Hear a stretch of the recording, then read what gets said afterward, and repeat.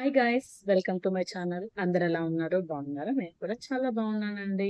పిల్లల lunch box ని ఈజీగా చేయడానికి, అలాగే ఒకవేళ ఇంట్లో వెజిటబుల్స్ ఏమీ లేనప్పుడు అప్పటికప్పుడు ఏమన్నా చేసుకోవాలి అనిపించినప్పుడు, ఏదైనా టేస్ట్ గా తినాలి అనిపించినప్పుడు ఇలా కుష్కా రైస్ ఒకసారి చేసి పెట్టండి. అందరూ చాలా ఇష్టంగా తింటారు.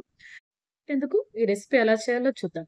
అందుకోసం మనం ఒక ఎర్రగడ్డ, ఒక 3 టమోటాలు, ఒక 2 పచ్చిమిరపకాయలు చిన్న చిన్న ముక్కలుగా కట్ చేసి, అలాగే కరివేపాకు, కొత్తిమీర కూడా తీసి ఒక ప్లేట్‌లో పక్కన పెట్టి, అలాగే ఒక గ్లాస్ బియ్యాన్ని బాగా కడిగి ఒక హాఫ్ అన్ అవర్ ముందు నానబెట్టి పక్కన పెట్టి, నెక్స్ట్ స్టవ్ ఆన్ చేసి కుక్కర్ పెట్టి, కుక్కర్‌లో డాల్డా ఒక 3 స్పూన్స్, అలాగే నార్మల్ ఆయిల్ ఒక 2 స్పూన్స్ వేసుకున్నాం.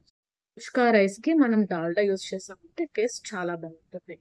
అది ఆయిల్ వేడెక్కిన తర్వాత అందులో చెక్క, లవంగాలు, యాలకులు ఈ మూడింటిని వేసేసి అవి కొంచెం చిటపటలాడిన తర్వాత అందులో ఇందాక కట్ చేసుకున్నటువంటి ఎర్రగడ్డ, పచ్చిమిర్చి, కరివేపాకు ఆ మూడింటిని కూడా వేసి బాగా వేయించండి.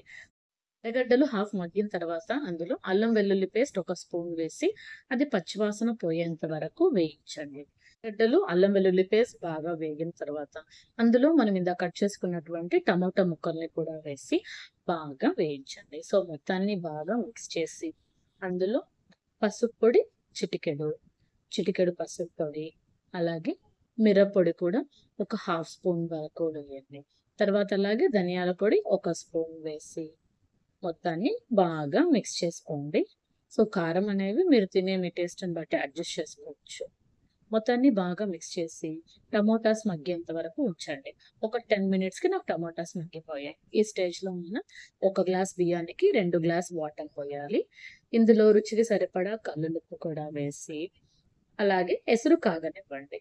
ఒక 10 నిమిషాల తర్వాత ఎసురు ఈ విధంగా తెల్లగాగుతుంది.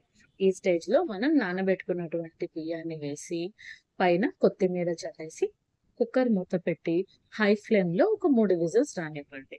పోయిన తర్వాత మూత ఓపెన్ చేసి చూసామంటే టేస్టీ టేస్టీ కుష్కా రైస్ రెడీ.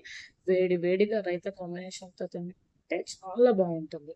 ఈ వీడియో మీకు నచ్చినట్లయితే లైక్ చేయండి. అలాగే నా ఛానెల్‌ని ఫస్ట్ టైమ్ చూస్తున్నట్లయితే సబ్స్క్రైబ్ చేసి పక్కనే ఉన్న బెల్ ఐకాన్‌ని ప్రెస్ చేశారంటే నా నోటిఫికేషన్స్ మీకొస్తాయి. Thanks for watching.